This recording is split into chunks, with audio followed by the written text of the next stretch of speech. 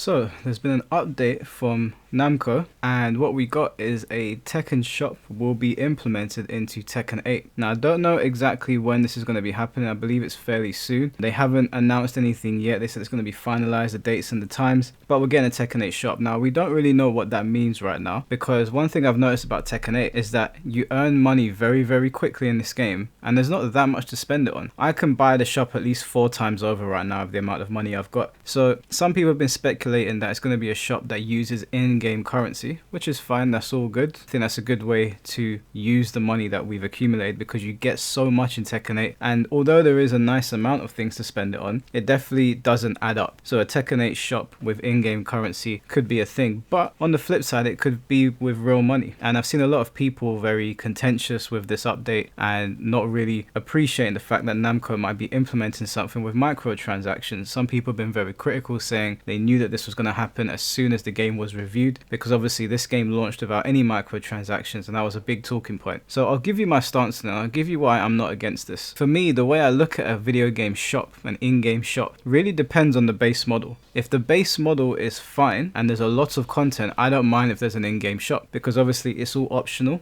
You choose whether you want to go in there, whether they overprice things or they don't. If the base game has given me enough to be happy, then I don't really care if they bring out a shop, and I don't really care if they're putting different things in there that might be pricey and that I'm not really interested in. I just won't buy them because I'm already happy with the base model. I care when the game is unfinished, much like Mortal Kombat 1, and then they have a shop in there where they're overcharging for skins and all sorts of things. I don't think they're justified in doing that. I think that because Tekken 8 has launched with 32 characters, and it's launched with an abundance of stages, a full story mode, a working online minus day one, a character customization, a jukebox, a replay system, it's given me enough. And that's not all the modes as Tekken Ball and whatnot, but it's given me enough to be like, okay, cool, the base game is strong, so do what you will. Now there'll be a problem if they start taking away customizations options. For example, like all the customization you can do in Tekken 8 right now is really cool. If they take it away and put it behind a paywall, then we're gonna have a problem. But if they decide to add to it, I don't really care, to be honest with you. It's not a massive deal. Also, there are a lot of benefits that can come from monetizing a shop if they do it correctly. For example, if you charge people for skins and they're good skins, let's say for example they bring out a version of Kazuya that is from Tekken 2, or they bring out a version of Asuka that is from Tekken 5, and they have that skin there for you to purchase, that's fine. If it's a perfect representation of what they were before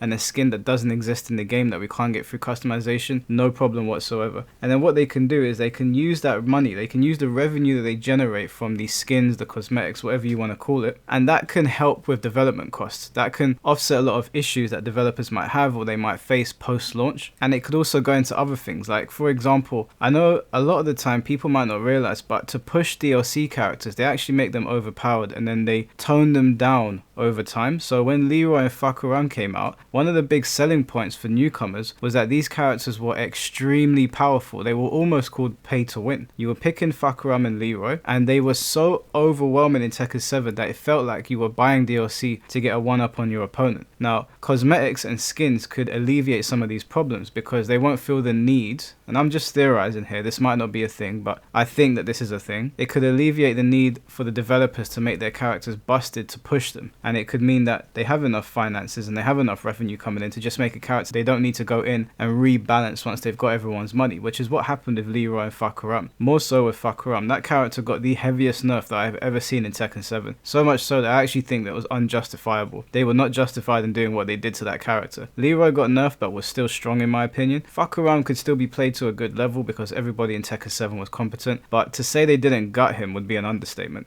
Also, this can be the same sort of situation as what we saw with Mortal Kombat. Now in Mortal Kombat 10, they had skins that were funding tournaments, so the prize pools were being funded by those skins. So if they are releasing cosmetics and skins on the shop for you to buy for past versions of the characters, and they're solid and they're not overpriced, then that can actually go towards helping the pro players or people that want to turn pro, or people that just want to enter tournaments. They might not be international ones, they might just be regional ones. That could all go towards putting money in their pockets. That might not be something that you're necessarily interested in, but it's not a bad thing if you want to monetize those things. If you're actually adding value to a game, then it's not really an issue for me. I don't really have a problem with it overall. I see a lot of people that have been very contentious with it. I think that as long, as I said in the beginning of the video, as long as the base game is strong, then I don't have much of a problem with microtransactions. My issue is is when you release a game that is lacking in characters, lacking in content, lacking in character skins, lacking in customization, not very good music, barely working online, subpar story mode, subpar offline content, glitchy in-game situations, then I have a problem with you monetizing more things, because I'm like, well, you sold me this dud and now you want me to pay for more. Why would I do that? That's not the situation in Tekken 8. So I don't think you can look at every single shop with the same lens. I think that you have to look at the game itself, evaluate what they're doing, and then go from there. Now, obviously, we are speculating on what they're going to release in the shop. Maybe it might be more content for characters in terms of like side stories. I doubt it. Maybe it'll be a Tekken Force mode, because that was very, very well received.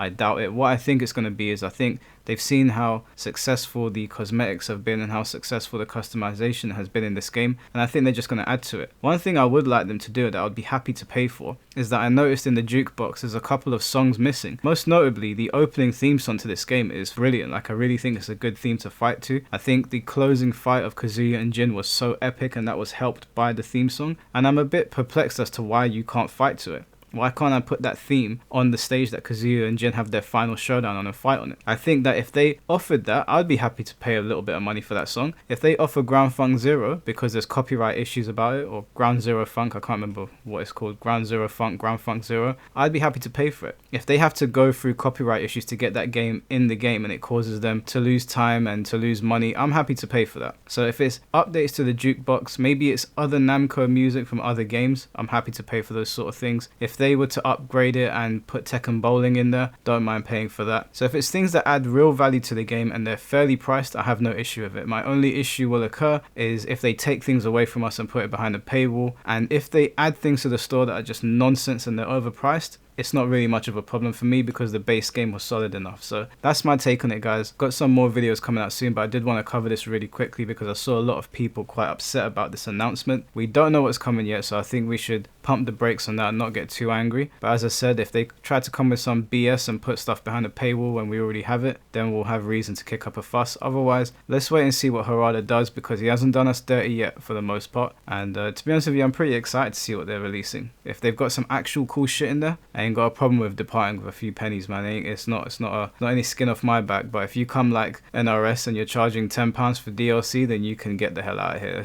There's no way that I'm paying for a knockoff skin of a character for £10. You must be out of your mind. Absolutely not happening. And if you are enjoying the content, please consider subscribing. It really does go a long way, and I really appreciate all of the love and support I've got on the channel. Whether it's negative or positive comments, you know that I welcome it. Comment section is always open. Ain't got to worry about your comment being deleted. It's an open discourse for everyone, whether you agree with me, whether you disagree with me. Anyways, guys, look forward to another video that's coming out today, and then I'll have another video on the channel for the weekend, and then potentially one on Sunday as well. So I'll catch you guys then. Take care and have a good day.